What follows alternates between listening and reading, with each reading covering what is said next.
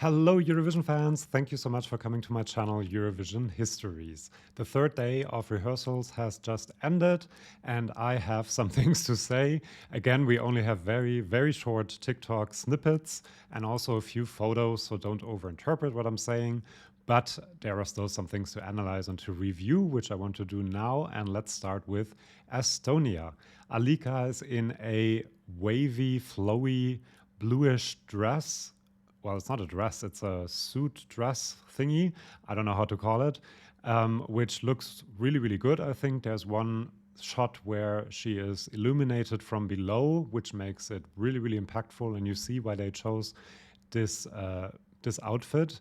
I do think it looks a bit old-fashioned at times. The whole staging with the piano and the gray background and the gray dress, it's all a bit unimpactful in a way. And she's very early on with a ballad in a televote only semifinal.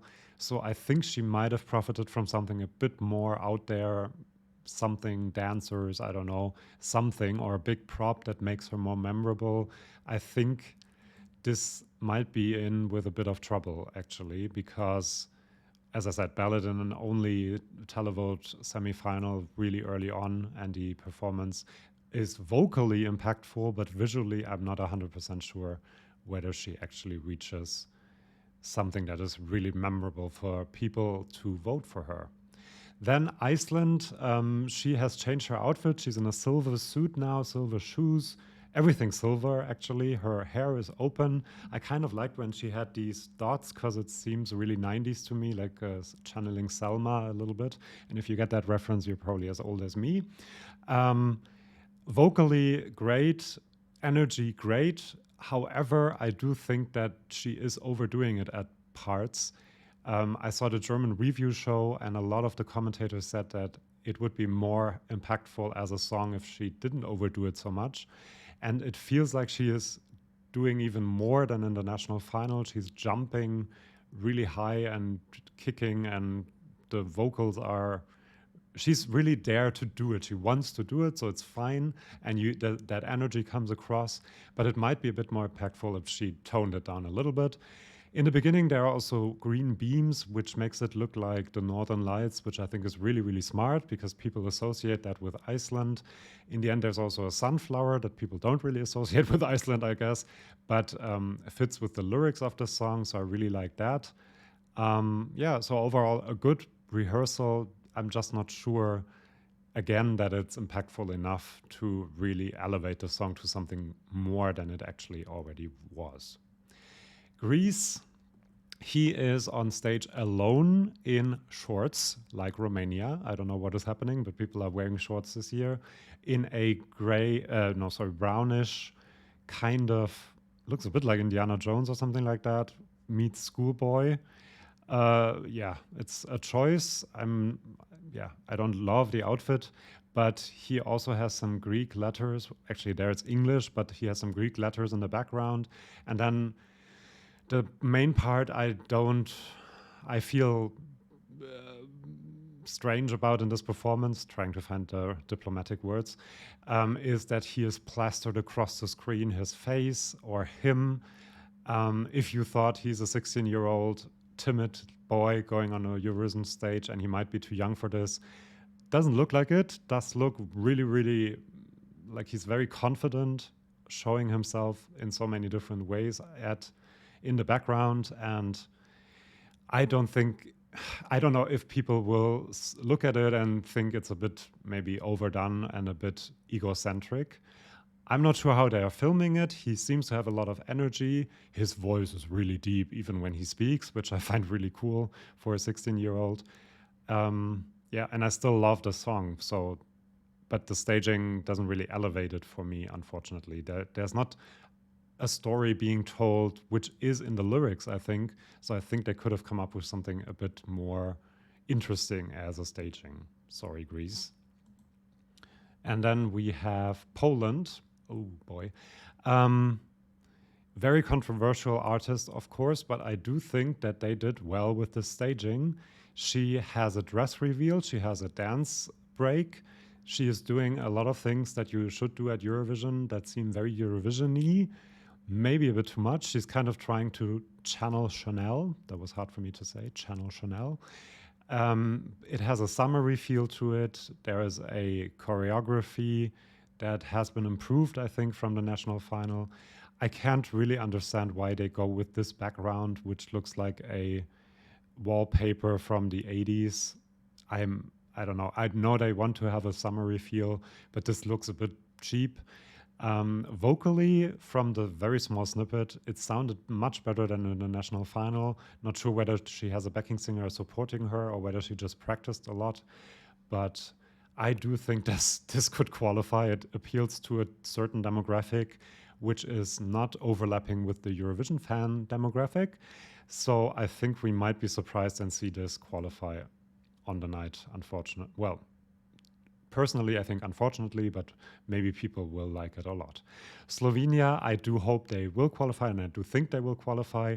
They are in the round surrounded by fans, which I think is a great choice for this song. It kind of channels the national TV performance they did, which was really good. They have almost all the same clothes on, I think, and that was a great performance, so why fix something that isn't broken? And they didn't, and I really hope that the fans interact with them a lot. They also interact with each other a bit like Måneskin, which I like a lot and which will have a great impact. So I'm thinking, and I'm sure actually, Slovenia will qualify. As it is very close to what we already knew, there's not that much to say. Then Georgia, she's alone on stage with a flowy white dress. I love this picture. It looks really, really impressive with the LED panels behind her. I'm not 100% sure this is enough to elevate the song to competitor status. I don't think it is. And I kind of expected something more out there for this song and these lyrics, especially something more wow moment, impactful, big props thing. Maybe it will look amazing on screen, but for now I don't see this as especially amazing. Sorry.